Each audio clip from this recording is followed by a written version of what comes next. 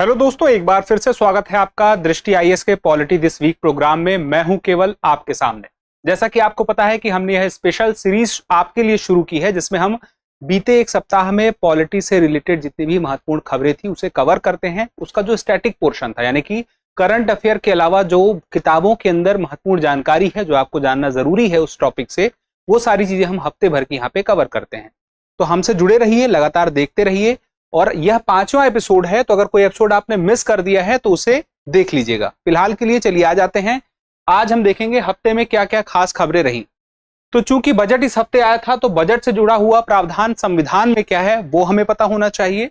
उसके बाद हम जानेंगे संसदीय सत्र, क्योंकि अभी जो सत्र चल रहा है कुछ लोग इसको बजट सत्र कह रहे हैं, कुछ लोग इसे मानसून सत्र कह रहे हैं, तो हमें ये पता रहे कि आखिर ये सत्र है क्या। उसके बाद हम देखेंगे राष्ट्रीय झंडा अंगीकरण दिवस, तो यह दिवस महत्वपूर्ण है हमारे लिए, इसलिए इसके बारे में जानना जरूरी है। उसके बाद संविधान पीठ, हम संविधान के बारे में खूब पढ़ते हैं लेकिन अब संविधान पीठ के बारे में भी जान लेते हैं। उसके बाद हम देखेंगे भूल जाने का अधिकार, आखिर ऐसा भी कोई अधिकार हमारे पास है या नहीं है, क्या हम भूल सकते हैं या नहीं भूल सकते हैं, इसको समझेंगे, लेकिन आपको याद रखना है। चलिए अब सबसे पहले शुरुआत करते हैं बजट से। आपको पता है कि इस बार जो बजट आया है वित्त मंत्री निर्मला सीतारमण लेकर आई है, और अपने साथ जब वो बजट लेकर आई तो उन्होंने एक रिकॉर्ड बना दिया। रिकॉर्ड कैसा है कि भारत जब से आजाद हुआ है और जब से यहां पर बजट पेश हो रहा है, लगातार 7 बार बजट पेश करने वाली पहली वित्त मंत्री बनी है। इसके पहले 6 बार लगातार बजट पेश हुआ था और वह पेश किया था मोरारजी देसाई ने। अगर हम लगातार बजट पेश करने की बात ना करें, हम ये करें कि सर्वाधिक बार किसने पेश किया है, तो वहां पर मोरारजी देसाई ने 10 बार पेश किया है, लेकिन अब लगातार की बात आई है तो 7 बार। चलिए अब यहां पे जानिए सबसे पहले कि संविधान में कहां पर बजट की व्याख्या हमें दिखाई देती है। सबसे पहली बात कि संविधान में बजट नाम का शब्द कहीं लिखा ही नहीं है, यह बोलचाल की भाषा में इस्तेमाल होता है। संविधान में अनुच्छेद 112 में लिखा है वार्षिक वित्तीय विवरण, यही वार्षिक वित्तीय विवरण है जिसे हम बजट के रूप में जानते हैं। तो अगर कभी आपसे कोई पूछे कि क्या बजट संविधान में कहीं लिखा है, तो आप कहेंगे बजट नहीं लिखा है, लेकिन बजट के बारे में जो जानकारी है वो संविधान में मौजूद है, जिसे हम कहते हैं वार्षिक वित्तीय विवरण। अब यहां पे देख लीजिए, बजट शब्द के उल्लेख तो हम समझ गए आखिर आया कहां से है, ये बहुत पहले से आया है। लेकिन यहां पे एक बात आती है, बजट बनाता कौन? वित्त मंत्रालय के अंतर्गत बनेगा, ये बात तो ठीक है, लेकिन वित्त मंत्रालय के अंतर्गत कौन? आर्थिक मामलों का विभाग है। यह विभाग यह बजट तैयार करेगा और इस बजट को तैयार करने में 5 से 6 महीने का समय लगता है। अगर बजट अभी पेश हुआ है इसका मतलब तैयारी 5-6 महीने पहले से हो गई थी। इनफैक्ट जो लोग इस बजट को तैयार करते हैं, कोशिश ये रहती है कि उन्हें नजरबंद रखा जाए, यानी कि बजट किसी पेपर की तरह लीक ना हो जाए। चलिए अब यहां पे बात आती है पहली बार बजट कब पेश हुआ था, तो वर्ष 1947 में बजट पेश हुआ था। षणमुखम चेट्टी के द्वारा यह लाया गया था। लेकिन अब हम देखते हैं वर्तमान में जो हर साल बजट आता है, उस बजट के आने के साथ कुछ बिल आते हैं, इस बिल का पास होना जरूरी होता है। तो 2 बिल हैं, एक है फाइनेंस बिल और एक है विनियोग बिल, जिसे हम एप्रोप्रिएशन बिल कहते हैं। तो इन दोनों बिल को पास होना जरूरी है। एक बिल में देखिए जो फाइनेंस बिल है, यहां पर हमें पता चलता है कि सरकार पैसे कैसे जुटा रही है, यानी कि जैसे जो टैक्स लगाने की बात हो गई तो वो इसी से संबंधित होती है। फिर उसके बाद विनियोग बिल में यह पता चलता है कि सरकार खर्चे कहां कहां करने वाली है, तो यह भी हमारे लिए महत्वपूर्ण है। सरकार के पास पैसे कैसे आएंगे और सरकार कैसे खर्च करेगी, इसी से तो बजट बनता है। ये दोनों बिल पास होने जरूरी है। अब देखिए विनियोग बिल के अंतर्गत एक बात आप समझ लीजिए कि सरकार जो है भारत की संचित निधि से 1 भी रुपया बिना विधायिका से विनियोग विधेयक पास कराए नहीं खर्च कर सकती। तो संचित निधि की बात आती है, तो संचित निधि आपने परीक्षा में कई बार सुना होगा, आगे भी सुनेंगे। तो ये है क्या? संचित निधि का सीधा सा संबंध है सरकार के पास, जिसे हम समेकित निधि भी कहते हैं, कि पैसे कहां से आ रहे हैं? आयकर से आ रहे हैं, सीमा शुल्क से आ रहे हैं, केंद्रीय उत्पाद से आ रहे हैं, संपदा शुल्क से आ रहे हैं, अन्य कुछ शुल्क हो गए, या तो ऋण की जो वसूली हो गई, जो राजस्व की प्राप्ति हो गई, वह हम कह सकते हैं संचित निधि है। यानी कि पैसा बहुत सारा है और ये खर्च कैसे होगा? इस विनियोग बिल के माध्यम से ही। जब यह बिल पास हो जाएगा तब सरकार खर्च कर सकती है, मतलब सरकार भी बिना बिल पास हुए खर्च नहीं कर सकती। चलिए अब आ जाते हैं हम संसदीय सत्र में। जैसा कि आपको पता है कि संसद का मानसून सत्र, जिसे हम बजट सत्र अभी इस बार कह रहे हैं, तो यह सत्र लगा हुआ है और हर साल लगता है, साल में 3 बार हम देखते हैं सत्र लगता है। तो बजट सत्र के अलावा कौन कौन से सत्र हैं, किस प्रकार के हैं, कब लगते हैं, क्या जरूरी प्रावधान है, हमें पता होना चाहिए। तो चलिए सबसे पहले देखते हैं संसदीय सत्र के बारे में संविधान में कहां पे हमें जानकारी मिलती है। अनुच्छेद 85 में। अब देखिए सीधा प्रश्न आ सकता है आपकी परीक्षा में कि संसदीय सत्र के बारे में उल्लेख भारतीय संविधान में किस अनुच्छेद में है, तो आप कहेंगे अनुच्छेद 85। 3 विकल्प 4 विकल्प जो भी होंगे आप ध्यान रखना 85। अब उसके बाद संसदीय सत्र बुलाने की शक्ति ये कहां से आती है और किसके पास आती है। संविधान में ये शक्ति तो है लेकिन है किसके पास। संसद का कोई भी सत्र अगर बुलाना है तो शक्ति सरकार के पास है, लेकिन ये इतना सीधा नहीं है जितना सीधा यहां पे लिखा है। कैसे है अब यहां पे देखिए। अब देखिए निर्णय कौन लेगा, संसदीय मामलों की कैबिनेट समिति लेगी। अब कैबिनेट समिति ने निर्णय लिया कि सत्र बुलाना है, फिर उसके बाद होता है राष्ट्रपति द्वारा इसे औपचारिक रूप दिया जाएगा, यानी कि राष्ट्रपति औपचारिक रूप से बुलाएंगे, यह बात स्पष्ट होती है। फिर उसके बाद देखिए राष्ट्रपति के नाम पर संसद सदस्यों को संसदीय सत्र की बैठक के लिए बुलाया जाता है। तो अब कभी आप सीधे सीधे देखें सवाल आए तो यह पूछ लिया जाए कि किसके नाम पर बुलाया जाता है, तो आप कहेंगे राष्ट्रपति के नाम पर। लेकिन तय कैसे होता है, तय होता है संसदीय मामलों की कैबिनेट समिति के माध्यम से। और संसदीय मामलों की कैबिनेट समिति का सीधा मतलब है कि कहीं ना कहीं सरकार ही तय कर रही है, तो यह अप्रत्यक्ष है। लेकिन प्रत्यक्ष क्या है वो भी पता है आपको। चलिए ये संसदीय सत्र की बात तो हो गई। 3 प्रकार के सत्र हैं, ये आपको मोटा मोटा पता होगा, आपने सुना होगा, लेकिन एक बार ध्यान से देख लीजिए। सबसे लंबा सत्र होता है बजट सत्र। यह साल का पहला सत्र होता है। यह जनवरी के अंत में शुरू होता है और अप्रैल के अंत या मई के पहले तक जाता है, काफी लंबा चलता है। अब आप सोचिए अभी मैंने क्या कहा, बजट सत्र, और मैं कह रहा हूं जनवरी की बात। अभी चल रहा है क्या महीना, जुलाई का, और अभी जो सत्र चल रहा है उसे भी हम कह रहे हैं बजट सत्र। दरअसल जिस सत्र में बजट आ जाए वही तो बजट सत्र है। और संविधान में कुछ ऐसा विशेष उल्लेख नहीं, बजट सत्र को लेकर कोई परिभाषा नहीं दी है, हमने एक उसका औपचारिक नाम रख लिया है। तो यहां पे आप देखिए जो पहला सत्र है उस सत्र में ही बजट आता है, तो उसको हम बजट सत्र कहते हैं। अब जुलाई का आप देखें तो हमारी भारत की जो जलवायु है वो मानसून हम देखते हैं उस वक्त भारत में आ रहा होता है और बारिश का मौसम हमें दिखाई देता है। तो मानसूनी अगर जलवायु है तो उसी के नाम पर जुलाई के महीने में यह सेशन होता है, तो हमने मानसून सत्र कह दिया। अब चूंकि इस बार मानसून सत्र में बजट आया है तो उसी को लोग बजट सत्र कह रहे हैं, तो कोई कंफ्यूजन नहीं रखना है। अमूमन बजट सत्र साल के शुरुआत में ही देखने को मिलता है, लेकिन इस बार आप जैसे जानते हैं कि अंतरिम बजट आया था। अंतरिम बजट क्यों आया था, जब यह होता है कि साल भर के लिए सरकार रहने वाली है नहीं, बीच में चुनाव हो जाएगा। तो आम चुनाव जब 5 में 1 साल के लिए होता है तो वहां पर उस साल बजट नहीं आएगा बजट सत्र में, यानी कि जो साल का शुरुआत का सत्र होता है वहां पे अंतरिम सत्र आता है, अंतरिम बजट आता है। तो अंतरिम बजट कुछ समय के लिए होता है, फिर नई सरकार बनती है और वो फिर बजट लेके आती है, लेकिन उसके बाद फिर वापस से बजट जो है अपने समय पर आना शुरू हो जाता है। अब देखिए दूसरा हमने आपको बता ही दिया मानसून सत्र है, ये चलता कब से कब तक है, जुलाई से लेकर के अगस्त तक। फिर उसके बाद शीतकालीन, ठंड कब आएगी, दिसंबर के महीने में। तो ये तीसरा सत्र होगा और दिसंबर के महीने तक रहेगा, नवंबर से लेकर के।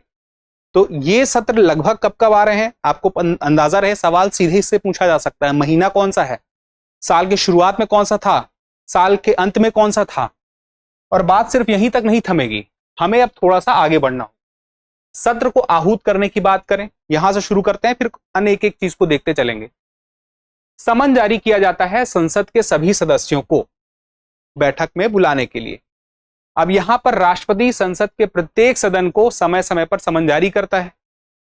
फिर उसके बाद संसद के दोनों सत्रों के मध्य अधिकतम कितना समय होना चाहिए, यानी कि 6 महीने से ज्यादा का समय नहीं होना चाहिए। संसद के 3 सत्र लग रहे हैं साल में और ये कह रहा है कि 6 महीने से ज्यादा का गैप ना हो। अब आप देखिए जनवरी में एक सत्र लगता है, वो कब तक जा रहा है, मार्च अप्रैल तक जा रहा है। फिर उसके बाद जुलाई में आ गया, फिर दिसंबर में आ गया, नवंबर दिसंबर में। तो 6 महीने से ज्यादा गैप कहीं नहीं दिख रहा है। तो अमूमन प्रैक्टिकली ये दिखाई भी नहीं देता है, फिर भी यह बात स्पष्ट है कि 6 महीने से ज्यादा का गैप ना हो 2 सत्र के बीच में। तो कभी सवाल आ जाए तो आपको ये पता रहेगा। अब उसके बाद देखिए स्थगन की बात करें, सबसे पहले हम समझते हैं कि स्थगन होता क्या है। स्थगन सत्र की समाप्ति नहीं है, सत्र को कुछ समय के लिए रोकने वाली बात होती है, यानी कि बैठक कुछ समय के लिए रोक दी गई तो उसको हम बोलेंगे स्थगन। यहां पे क्या हुआ, बैठक समाप्त हो जाती है और सभा अगली बैठक के लिए नियत समय पर पुनः समयवत होता है। अब देखिए, बैठक समाप्त हुई लेकिन बैठक फिर होगी और उसी सत्र में होगी तो उसको हम बोलेंगे स्थगन। जैसे अभी मानसून सेशन चल रहा है और मान लीजिए पक्ष विपक्ष आपस में कुछ बहस कर रहे थे और यह स्थिति बनती है कि थोड़ी देर के लिए अभी सत्र को रोक देते हैं, बैठक को रोक देते हैं, 1 घंटे के लिए रोक दी या 1 दिन के लिए रोक दी या 1 हफ्ते के लिए रोक दी, तो इसमें क्या हुआ, स्थगन हुआ कि हमने इतने समय के लिए रोका है लेकिन हम फिर से शुरू करेंगे और इसी सत्र में, मानसून सत्र में दोबारा से बैठक शुरू हो जाएगी, तो उसको हम बोलेंगे स्थगन।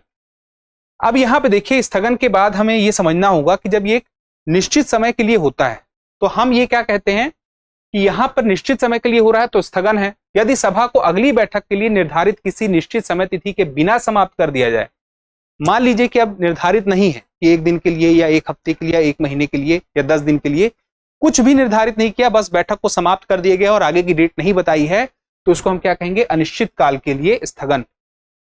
काल निश्चित है तो स्थगन और निश्चित नहीं है तो अनिश्चित काल के लिए स्थगन, यही अंतर है। ठीक है, तो ये स्पष्ट रहेगा। अब ये कर कौन सकता है, ये भी सवाल है।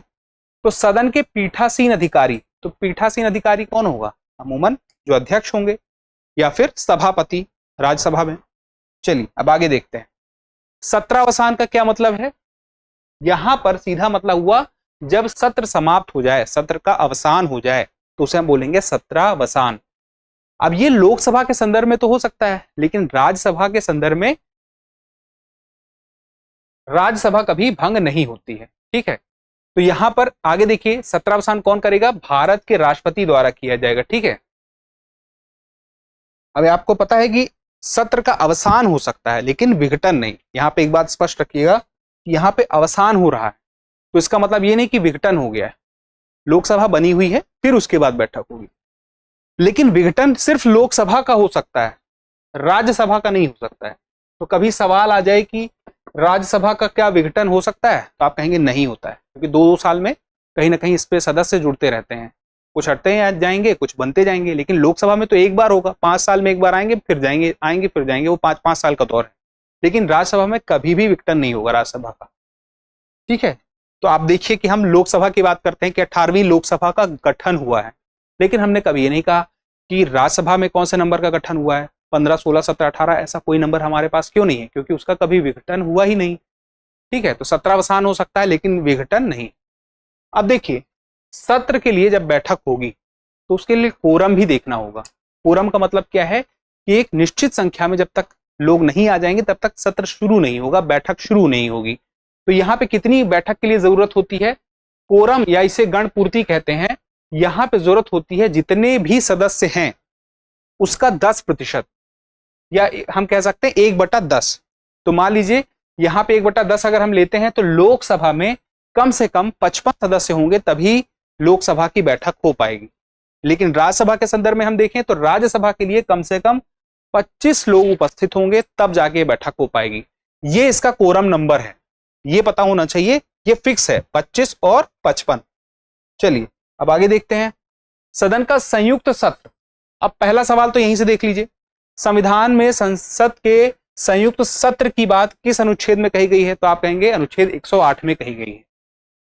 दूसरा सवाल फिर ये आता है कि आखिर संयुक्त सत्र होता किस लिए होगा। देखिए, एक सदन अकेले कोई काम नहीं निपटा पा रहा है, सक्षम नहीं है, कोई व्यवधान आ रहा है, कोई बिल पास करने में, जैसे क्या हुआ, कोई बिल आया लोकसभा में पास हो गया, राज्यसभा में नहीं हुआ। अमूमन क्या होता है कि जब सरकारें बनती हैं तो संसद के जो सदस्य बनते हैं वहां से, यानी कि अभी लोकसभा चुनाव से जो जीते हैं वो लोकसभा के सदस्य बनेंगे। तो राज्यसभा में अमूमन ये होता है कि हो सकता है कि जो सत्ता में है सरकार उसके सदस्य ज्यादा ना हो, तो सरकार ने कोई बिल लेकर आती है लोकसभा में और राज्यसभा में वो पास नहीं होता है। तो ऐसी स्थिति में एक उपाय ये होता है कि दोनों ही सदन को एक साथ बैठा दिया जाए, लोकसभा राज्यसभा को, और फिर उसके बाद वह बिल पास करा लिया जाए, क्योंकि हो सकता है संख्या बल बढ़ जाए अनुपातिक रूप से, तुलनात्मक रूप से, यानी कि जितनी जरूरत है उतने वोट हमें मिल जाए।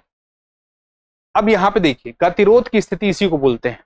सारी बातें जो मैंने बताई उसको एक शब्द में समझिए, गतिरोध की स्थिति जब बनती है तो वहां पे संयुक्त बैठक की व्यवस्था की गई है। ठीक है, फिर संयुक्त बैठक किसके द्वारा बुलाई जा रही है, तो राष्ट्रपति के द्वारा बुलाई जा रही है। सवाल यहां से भी पूछा गया है कि संयुक्त बैठक कौन बनाता है, बुलाता है, तो यहाँ पे आ जाता है प्रधानमंत्री, राष्ट्रपति, या फिर आ जाता है लोकसभा अध्यक्ष। तो ऑप्शन क्या है? 3 है और सही जवाब क्या है? राष्ट्रपति। अगर मान लीजिए राष्ट्रपति नहीं है तो उसकी अनुपस्थिति में लोकसभा का उपाध्यक्ष यह दायित्व निभा सकता है। ठीक है, पहले लोकसभा का अध्यक्ष फिर लोकसभा का उपाध्यक्ष, मतलब वो क्रम रहेगा, राष्ट्रपति से शुरू करेंगे फिर हम लोकसभा अध्यक्ष फिर उपाध्यक्ष, इस क्रम में। या तो फिर आगे जब हम बढ़ते हैं यदि वह भी अनुपस्थित होता है तो राज्यसभा का जो उपसभापति होता है, देखिए सभापति नहीं है यहाँ पे, तो उपसभापति की बात कही गई है, तो वह इस दायित्व को निभाएगा। लेकिन संयुक्त बैठक की अध्यक्षता के मामले में राष्ट्रपति ने बुला दिया, यहाँ पे थोड़ी सी स्पष्टता रख लीजिएगा, हो सकता है कंफ्यूजन हो जाए। राष्ट्रपति ने संयुक्त बैठक बुलाई है, अब उस बैठक को अध्यक्षता कौन करेगा? लोकसभा का अध्यक्ष करेगा। अगर लोकसभा का अध्यक्ष नहीं है तो उपाध्यक्ष करेगा, और वो भी नहीं है तो राज्यसभा का उपसभापति करेगा, सभापति नहीं करेगा। तो दोनों में अंतर स्पष्ट रहेगा थोड़ा सा। जो बुला रहा है वो राष्ट्रपति है लेकिन वो अध्यक्षता नहीं कर रहा है। चलिए, यदि उपरोक्त में से कोई भी उपस्थित ना हो तो दोनों सदनों की सहमति से संसद का कोई भी अन्य सदस्य इसकी अध्यक्षता कर सकता है। यहां पे इसका मतलब क्या है? इसका मतलब ये है बहुमत, जहां सदन के लोग कह देंगे कि हमें इनकी अध्यक्षता स्वीकार है, मान लीजिए जितने ये पद थे इनमें से कोई अवेलेबल नहीं है, तो जहां ज्यादा लोग कह देंगे हमें इनका पद स्वीकार है, ये अगर इस पद पे बैठेंगे अध्यक्षता करने के लिए तो हमें कोई दिक्कत नहीं है, बहुमत के आधार पर, तब ऐसा हो सकता है। ये कंडीशंस होती हैं, इसके आधार पर आंसर हम दे सकते हैं। सवाल कंडीशन के आधार पर कभी कभी बनते हैं। अब ये देखिए, राष्ट्रीय झंडा अंगीकरण दिवस, इसको हमने एक दिवस को क्यों यहां पर शामिल किया है, उसके पीछे की वजह है, दिवस तो हर दिन आते हैं, कोई ना कोई दिवस आता है, लेकिन हमारे देश का जो तिरंगा है वो देश का प्रतिनिधित्व करता है। जहां कहीं भी देश का नाम नहीं लिखा रहेगा ना दुनिया में, अगर तिरंगा झंडा भी वहां बना हुआ है तो अपने आप में यह पता चलता है कि हमारा देश यहाँ पर प्रेजेंट कर रहा है अपने आप को। तो इसलिए हमें इसके बारे में थोड़ी सी जानना जरूरी है हर किसी को। तो चलिए यहाँ पे जानते हैं कि राष्ट्रीय झंडा अंगीकरण दिवस का मतलब क्या है। जुलाई का महीना चल रहा है अभी, अगर कोई बाद में यह वीडियो देखता है तो जान जाइए कि जुलाई के महीने का वीडियो है। तो जुलाई के महीने में 22 जुलाई को 1947 में क्या हुआ कि डॉक्टर राजेंद्र प्रसाद थे, वो अध्यक्ष थे, उनकी अध्यक्षता में भारतीय संविधान सभा ने राष्ट्रीय ध्वज को अपनाया था। अब आप देखिए 22 जुलाई 1947, आपको अंदाजा लग रहा होगा 15 अगस्त के पहले की बात है। भारत आजाद नहीं हुआ था लेकिन उसके पहले ही संविधान सभा ने इस देश का झंडा क्या होगा, राष्ट्रीय ध्वज क्या होगा, यह तय कर लिया था। किसकी अध्यक्षता में? तो हमें आसान सी बात है कि इसमें याद रखने वाली बात नहीं है। अगर हमें यह पता है कि संविधान सभा की अध्यक्षता किसने की है तो हमें पता रहेगा कौन है, डॉक्टर राजेंद्र प्रसाद हैं। तो अलग से ये फैक्ट नहीं याद रखना है, हमें वर्ष याद रखना है, बाकी बातें याद हो जाएंगी। अब यहाँ पे देखिए कि राष्ट्रीय झंडा जो हमने तैयार किया, जो तय किया, इसके पहले इसका एक अपना इतिहास रहा है। हम 1906 में देखें तो एक झंडा हमें ये दिखाई देता है। 1907 में अगर हम देखें तो जो भीकाजी कामा थे उन्होंने बर्लिन में एक झंडा बनाया था भारत के लिए, वो ये था, ये प्रेजेंट किया था। उसके बाद 1917 आता है। ये होम रूल मूवमेंट जब 1917 में चल रहा था उस दौरान ये झंडा भारत में हम देखा। फिर उसके बाद हम आगे बढ़ते हैं 1921 में, तो ये झंडा देखते हैं जिसमें चरखा बना हुआ है। फिर 1931 में हम एक झंडा देखते हैं जिसमें जो भारतीय राष्ट्रीय कांग्रेस है उसने यह स्वीकार किया था और चरखा देखिए बना हुआ है लेकिन तिरंगे की तरह ही दिखाई देता है। उसके बाद देखें तो 1947 में हमने ये तिरंगा झंडा अपनाया जिसमें नीचे हरा, बीच में सफेद, ऊपर केसरिया रंग है, बीच में एक चक्र है जिसमें 24 तिलियां हैं। यहां पर ये जो 24 तिलियां आई और ये पूरा डिजाइन तैयार हुआ, इसके लिए जो महत्वपूर्ण व्यक्ति थे जिन्होंने इस तिरंगे झंडे को यह रूप दिया वो थे पिंगली वेंकैया। तो सवाल सीधे इससे भी पूछा जा सकता है कि भारतीय तिरंगे झंडे को डिजाइन किसने किया है, तो हमें पता रहे कि पिंगली वेंकैया ने किया है। अब यहां पे बात आती है उस चक्र की। 3 रंग तो हमें पता ही है लेकिन जो चक्र है वो बहुत ही महत्वपूर्ण है। देखिए ये सारनाथ का अशोक स्तंभ है। अब यहां पे अशोक का मतलब संबंध किससे है? मौर्य साम्राज्य से। तो मौर्य साम्राज्य के दौरान यह स्तंभ बना सारनाथ में। यहां पे देखें तो एक आपको चक्र दिखाई देगा, इस चक्र में भी इसी प्रकार से तिलियां हैं जैसे हमारे तिरंगे झंडे में, और इसी सारनाथ के चक्र से ही इस चक्र को लिया गया है जो तिरंगे में मौजूद है। तो इसकी खास बात क्या है कि 24 तिलियां हैं और यह रंग इसका क्या है? गहरा नीला है। तिरंगे झंडे में आपने देखो नीले रंग का रहता है। अब यहां पे देखिए इस चक्र को कहा जाता है धर्म चक्र और इसका बहुत खास मतलब है। इसका सीधा सा मतलब यह है कि मान लीजिए कि जीवन गतिशील है, क्योंकि चक्र क्या है? चक्र आगे बढ़ता रहेगा, एक जगह स्थिर नहीं रहेगा। उसी तरह से जीवन है, जीवन गतिशील है। अगर चक्र रुक गया तो इसका मतलब कि जीवन रुक गया। तो ये हम सब के लिए, इस देश के लिए, इस देश को हमेशा गतिशील रहना होगा। हम चाहे बजट देखें, चाहे आर्थिक सर्वेक्षण देखें, हम चाहे ये देखें, अपनी जिंदगी में हम कभी भी कुछ नोटिस करते हैं तो हम तुलना करते हैं, तो हम ये चाहते हैं कि हमारा आगे का जीवन है वो हमारे प्रेजेंट से बेहतर हो, और जो हमारा प्रेजेंट है वो हमारे पास से बेहतर हो। तो वो क्यों? क्योंकि जीवन गतिशील है। यही मैसेज इस तिरंगे झंडे में हमें दिखाई देता है। चलिए, अब चूंकि इस तिरंगे झंडे का अपना महत्व है, तो इस झंडे का सम्मान होना चाहिए। तो इसको सम्मान को बनाए रखने के लिए भी कुछ कानून है जिसका पालन हर किसी को करना चाहिए। चलिए एक एक करके देख लेते हैं। कानून क्या है? भारतीय ध्वज संहिता 2002। इसमें क्या बात कही गई है कि यह सम्मान की स्थिति में होना चाहिए। मान लीजिए कोई झंडा फहरा रहा है और हंसी ठहाके कर रहा है और उसे सम्मान नहीं दे रहा है झंडे को, वो पता चल जाता है। आपसे कोई बॉडी लैंग्वेज आपकी सामने किसी की अच्छी ना रहे तो आपको पता चल जाएगा कि ये व्यक्ति मुझे सम्मान नहीं दे रहा है। झंडे के सामने भी अगर बॉडी लैंग्वेज सही नहीं है, भाषा सही नहीं है, उसको फहराने का तरीका सही नहीं है, तो पता चल जाएगा कि उसका अपमान हो रहा है। अब उसके बाद देखिए, मान लीजिए कोई झंडा क्षतिग्रस्त हो गया है या उसके अलावा अव्यवस्थित हो गया है, यानी कि उसको इस्तेमाल नहीं किया जा सकता है, तो ऐसे में उसको क्या करना है? उसका निस्तारण कर देना है। निस्तारण का मतलब क्या है? उसको ऐसी स्थिति में ला देना है कि उसका कोई उपयोग ना कर सके, या तो सड़कों पे पड़ा हुआ ना दिखाई दे।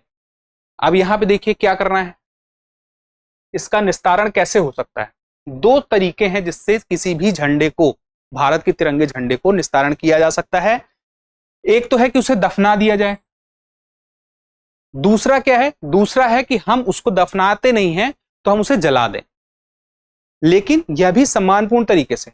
आप कोई दफनाने का वीडियो बना रहा है और गलत तरीके से उसमें भी कुछ एक्टिविटी कर रहा है तो नहीं। अब यहां पे देखिए, अब मान लीजिए कोई झंडा फहराता है, एक डंडे पर एक तिरंगा झंडा है, और उसके साथ कोई सोचे कि एक झंडा और फहरा दिया जाए किसी भी रंग का या किसी अन्य देश का, तो नहीं होना चाहिए। एक डंडे पर एक झंडा, सीधी सी बात है, जिसको हम क्या कहते हैं? मास्टर हेड बोलते हैं, मस्तूल जो शिखर होता है झंडे का। अब यहां पे देखिए, यह जो बात कही गई है झंडे को फहराने की कि एक से ज्यादा नहीं होना चाहिए। दूसरी बात यह भी समझिएगा कि मान लीजिए कहीं पे तिरंगा झंडा है तो उसके बगल में कोई ऐसा झंडा ना हो जो उससे भी ज्यादा ऊंचाई पर हो, मतलब तिरंगे झंडे की ऊंचाई दूसरे झंडों से ज्यादा होनी चाहिए। यह महत्वपूर्ण प्रावधान है, इसी के अंतर्गत का है, ठीक है। अब यहां पे देखिए कुछ महत्वपूर्ण बातें हैं कि गणमान्य व्यक्ति हैं, जैसे कि राष्ट्रपति, उपराष्ट्रपति, प्रधानमंत्री, राज्यपाल आदि के अतिरिक्त किसी भी अन्य वाहन पर नहीं फहराया जा सकता। मतलब आप सोचें कि अगर मैं देशभक्त हूं बहुत बड़ा तो अपनी गाड़ी में तिरंगा झंडा लगा के घूमूं, तो ऐसा मत करिएगा। हो सकता है कि फिर आपके ऊपर कुछ दंड का प्रावधान लागू कर दिया जाए। तो फिलहाल के लिए जो गणमान्य व्यक्ति हैं जिनका नाम मैं बता रहा हूं, इनके लिए है, ठीक है। उसके बाद कोई भी सार्वजनिक सदस्य, कोई निजी संगठन या कोई शैक्षणिक संस्थान राष्ट्रीय गौरव की अनुभूति के लिए तिरंगा झंडा फहरा सकती है, ठीक। अब बात यहां नहीं रुकती है, हम इसके बाद 2002 का यह प्रावधान था। 2002 के इस प्रावधान में कुछ संशोधन हुआ 2021 में, यानी कि अभी कुछ साल पहले, और उसमें कुछ खास अनुमति दी गई। एक बात स्पष्ट कर दी गई कि जो झंडा है 3:2 के अनुपात में होगा, ये सब तो हमको पता है। यानी कि झंडे की जो लंबाई है 3 और चौड़ाई है 2, यानी कि अगर 3 सेंटीमीटर है तो 2 सेंटीमीटर, 3 मीटर लंबा है तो 2 मीटर चौड़ा, 3 फुट लंबा है तो 2 फीट चौड़ा, तो 3 और 2 का अनुपात रहेगा। यहां पे देखिए कौन से दो महत्वपूर्ण संशोधन किए गए हैं। एक तो यह किया गया कि अगर पॉलिस्टर से या मशीन से झंडा बनता है तो अब वह स्वीकार कर लिया जाएगा, पहली बात। दूसरी बात कि ध्वज को दिन एवं रात दोनों समय फहराया जा सकता है। एक समय ऐसा था कि जब शाम हो जाती थी उसके बाद झंडा नहीं फहराया जा सकता था, उसके बाद झंडे को निकालना होता था, लेकिन अब दिन और रात दोनों वक्त के लिए फहराया जा सकता है। ये 2021 की बात है, तो जो अपडेट है वो पता रहे। पता चला आपने सिर्फ 2002 का प्रावधान पढ़ा, अपडेट पढ़ा ही नहीं। अब देखिए राष्ट्रीय गौरव अपमान निवारण अधिनियम 1971, यहां पे एकदम फैक्ट की बात है, एक एक वर्ड पे ध्यान दीजिएगा।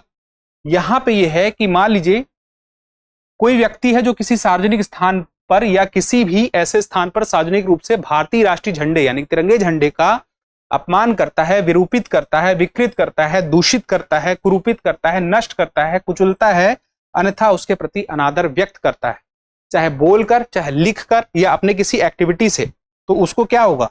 3 साल तक की कारावास हो सकती है, या तो उसको जुर्माना देना पड़ सकता है या तो दोनों हो सकता है।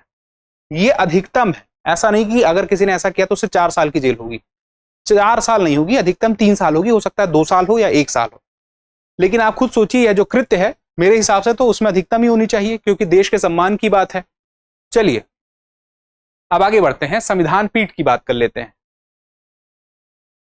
अभी हाल ही में एक जेनेटिकली मॉडिफाइड मस्टर्ड की बात हो रही थी, जिस पर एक फैसला आया। सुप्रीम कोर्ट में यह फैसला आया डिवीजन बेंच में। डिवीजन बेंच में 2 जज थे।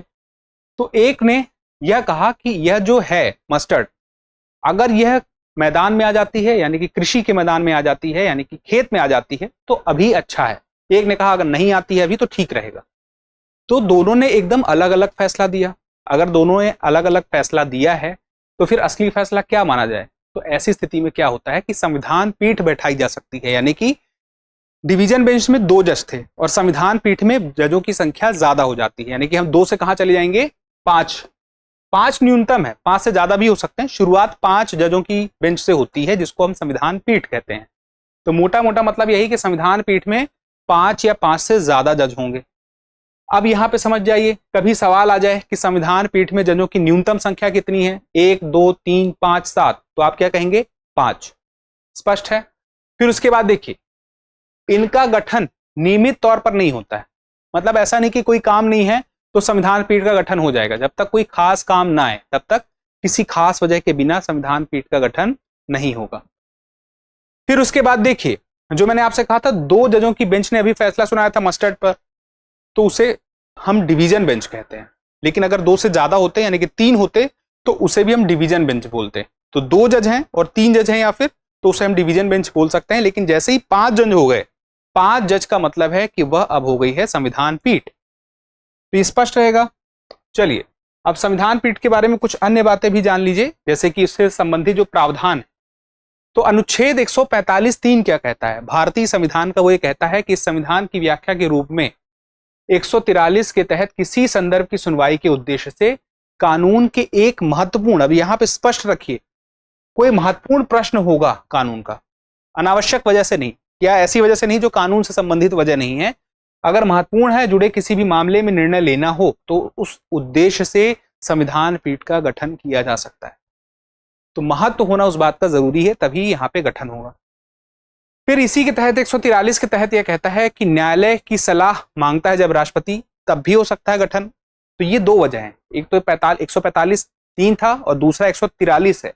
यहां पर जब राष्ट्रपति सलाह मांग रहा है किसी खास मुद्दे पर, तो वहां पर सलाह देने के लिए अगर जरूरत पड़ती है सुप्रीम कोर्ट को, किसके लिए एक हम बेंच बना लेते हैं, कुछ 5-6 जज या ज्यादा जज बैठ के इस बारे में सोच लें, विचार लें, विमर्श कर लें, तब राष्ट्रपति को सलाह दें तो बेहतर होगा। इस वजह से भी बेंच बैठाई जा सकती है। ये तो 2 वजह हो गई। एक और बड़ी वजह, परस्पर विरोधी निर्णयन, जिस पर हम अभी बात कर रहे थे कि डिवीजन बेंच थी, एक जज ने कुछ और कहा, एक जज ने कुछ और कहा, तो मामला तो 50-50 है। तो फैसला कैसे होगा? डिवीजन बेंच से मामला आगे जाएगा, वो यहां पर जाएगा परस्पर विरोधी निर्णय के मामले में संविधान पीठ के पास में। ठीक है, तो बड़ी पीठ के द्वारा फिर उसकी समीक्षा होगी और उसके बाद उसकी व्याख्या की जाएगी, उसके निर्णय तक पहुंचा जाएगा। अब आज का हमारा आखिरी टॉपिक है भूल जाने का अधिकार। अब भूल जाने का अधिकार देखिए अभी का नहीं है, ये सिर्फ भारत का भी नहीं, भारत के बाहर भी है और भारत में भी बहुत पुराना है। 2017 का एक मामला है, वहां से भी इसके बारे में कुछ जानने समझने को मिलता है। मोटा मोटा पहले मतलब समझ लीजिए, फिर जरूरी प्रावधान तो मैं आपको बता ही दूंगा। मान लीजिए किसी व्यक्ति के ऊपर आरोप लगे कि उसने कोई ऐसा काम किया था जो बहुत निंदनीय था। अब क्या हुआ, सोशल मीडिया में उसके बारे में पोस्ट चली, जो न्यूज था यानी कि न्यूज चैनल थे, वहां पर बहुत सारी जानकारी उसके बारे में साझा की गई कि इस व्यक्ति ने ऐसा किया है, इस पर यह आरोप है, और इससे उसकी बड़ी बेइज्जती हो गई। अब उसकी जब बहुत सारी बेइज्जती हो जाएगी और फिर बाद में मान लीजिए कोर्ट में यह फैसला आया कि वो व्यक्ति निर्दोष था। आप खुद सोचिए, कुछ मामला आता है, फोटो वायरल होती है और ये कहा जाता है इसने ये काम किया है, तो हमें गुस्सा आता है, हमें बुरा लगता है। लेकिन मान लीजिए कि फिर बाद में कोर्ट में मामला जब गया और निर्णय आया कि वो व्यक्ति बेकसूर था, तो आप सोचिए उसकी इमेज समाज में क्या बनी थी। और जब जब मैं वो डेटा देखूंगा, वो न्यूज देखूंगा, तो मेरे मन में उसके लिए क्या भाव आएगा। तो ऐसे मामले में भूल जाने का अधिकार बहुत ही महत्वपूर्ण हो जाता है। यूरोप में भी ये बहुत ही प्रचलन में है। कैसे? मान लीजिए ऐसे मामले में जो मैंने आपको उदाहरण दिया है, कोई व्यक्ति यह सिद्ध हो जाता है कि बेकसूर है, कोर्ट के पास जाएगा कोर्ट से बोलेगा कि चूंकि अब यह तय हो चुका है मैं बेकसूर हूं, तो मेरे मामले में, जिस मामले मुझे कोर्ट में लाया गया था, उस मामले की सारी जानकारियां हर जगह से हटा दी जाएं, चाहे वो सोशल मीडिया हो, चाहे वो न्यूज चैनल हो, या कोई भी प्लेटफॉर्म हो, हर जगह से वो मामला गायब कर दिया जाए, मेरा नाम उससे हटा दिया जाए। तो उसका नाम हर जगह से जब हटा दिया जाएगा तो इसका मतलब ये हुआ कि उसे भूल जाने के अधिकार का लाभ हुआ है। तो अभी इसको समझिए थोड़ा सा। भूल जाने के अधिकार के बारे में 2-3 बातें जानना जरूरी है।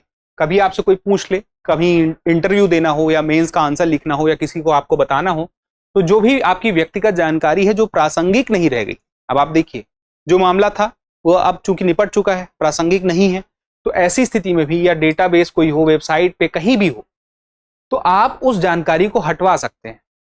उसके लिए आपको कानून का सहारा लेना पड़ेगा, अदालत में जाना पड़ेगा, हटवा सकते हैं। लेकिन अभी के लिए आप देखिए इसका संबंध कहां से हम मौलिक अधिकार से निकालते हैं वो देखिए। गूगल में स्पेन में ऐसा ही एक मामला आया था 2014 में, वहां पे भी भूल जाने के अधिकार को महत्व मिला था। फिर 2017 में देखिए भारत में क्या होता है। 2017 में भारत में एक मामला आता है पुट्टस्वामी बनाम भारत संघ 2017। तो पुट्टस्वामी बनाम भारत संघ मामले में निजता के अधिकार पर सुप्रीम कोर्ट ने बहुत कुछ कहा था। तो ये कहा किस पे था? निजता के अधिकार के बारे में। तो उसने ये कहा था कि भूल जाने का अधिकार भी निजता के अधिकार का एक हिस्सा था। यह बात स्पष्ट होती है पुट्टास्वामी बनाम भारत संघ मामले में। लेकिन इसे मौलिक अधिकार के रूप में भी स्वीकार नहीं किया। यानी कि अगर कोई चाहे तो चूंकि इसके आधार लेकर के वो जा सकता है न्यायालय में, और इसके आधार पर वह चाहे तो यह लाभ प्राप्त कर सकता है कि भूल जाने के अधिकार के तहत वह क्या करे कि सारा डेटा हटवा दे। लेकिन अभी मौलिक अधिकार के रूप में स्थापित नहीं हुआ, लेकिन यह लिंक हमें दिखाई देता है, निजता के अधिकार का ही एक हिस्सा है। यह बात हमें समझ में आती है। तो यहां पर अनुच्छेद 21 के तहत निजता के अधिकार से और आंशिक रूप से अनुच्छेद 21 के तहत गरिमा के अधिकार से निकलता हुआ हमें दिखाई देता है। तो ये अभी काफी चर्चा में था, तो हमें पता रहे, स्पष्ट रहे। अब चलिए कुछ सवालों को देख लेते हैं। जितने टॉपिक आपने कवर किए हैं उससे जुड़े हुए कुछ सवाल हैं, उसके जवाब आप दे के देखिए क्या आप जवाब दे पाते हैं। विनियोग विधेयक का संबंध किससे है? संचित निधि, आकस्मिक निधि, उपर्युक्त दोनों, या इनमें से कोई नहीं? विनियोग विधेयक आपको पता होगा, मैंने बताया था बजट आने के साथ 2 विधेयक जो आते हैं उनमें से एक संबंधित है। अब इसका संबंध किस निधि से है? निधि के बारे में बताया था। जवाब देके देखिए कमेंट करके। ये सवाल नंबर 1 है, तो आप ये इस तरह से कमेंट करके बताइएगा पहले सवाल का जवाब ये है। फिर उसके बाद दूसरा सवाल, ये सवाल नंबर 2 है, मैं नंबर डाल रहा हूं। तो दूसरे सवाल का जवाब क्या है? कमेंट करके आप बताइएगा कि संसद के सत्र से संबंधित प्रावधान किस अनुच्छेद में है? भारतीय संविधान के किस अनुच्छेद में है? 51, 80, 85 या 185? जवाब जरूर दीजिएगा कमेंट करके। चलिए अब ये तीसरा सवाल है, सवाल नंबर 3 है। इसी तरह से जवाब देना है आपको। सवाल नंबर 3 का क्या जवाब है? भारतीय तिरंगे का डिजाइन किसने तैयार किया? पिंगली वेंकैया, भीमराव अंबेडकर, महात्मा गांधी या भीकाजी कामा? ये महत्वपूर्ण सवाल थे, इसका जवाब आप जरूर दीजिएगा, क्योंकि जब आप जवाब देते हैं तो हमें भी कुछ और बेहतर करने के लिए प्रेरणा मिलती है। फिलहाल के लिए इतना ही, जल्दी मिलते हैं अगले एपिसोड में। तब तक के लिए स्वस्थ रहें, मस्त रहें और पढ़ते रहें। धन्यवाद।